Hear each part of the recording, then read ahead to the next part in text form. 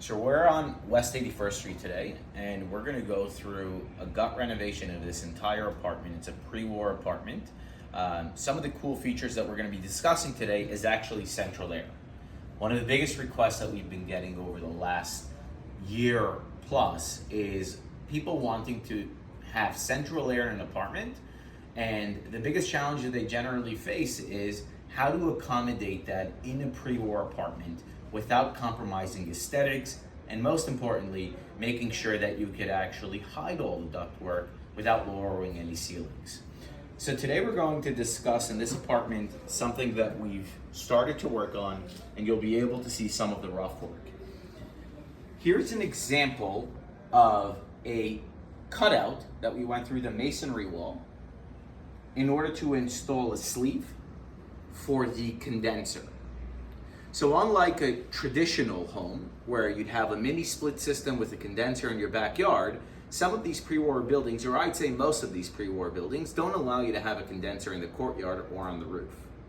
So you have to tackle most of these items inside your space. So a cool feature and a product that's out there is to be able to have a condenser below the window, and it must be above the floor plate, and obviously through the wall. To do this, we obviously suspend ourselves outside through the window, do the cutout. The important features that the reviewing architect in the building would seek is obviously making sure that we parge all the cement, install our waterproofing membrane all around, and obviously install this sleeve with a pitch to the outside so that any condensation or anything else will completely drain outdoors. Okay? This is the condenser part. This is what creates the cool air. However, you still have to have an air handler to distribute the air throughout the apartment. I'm going to show you guys in the next video how we actually distribute the air and hide it in a way so that it does not impact your design and allow you to still have proper climate control throughout the apartment. So, the second part of the video that we just discussed is the air handler. How do we distribute the air throughout the apartment? So the first component was the condenser, which is what takes the outside air and creates it as cool air, and it transfers it via coolant, all right? The condenser is the one that goes outdoors and through the window and through the wall or the window or whatnot. The air handler is what sits inside your apartment.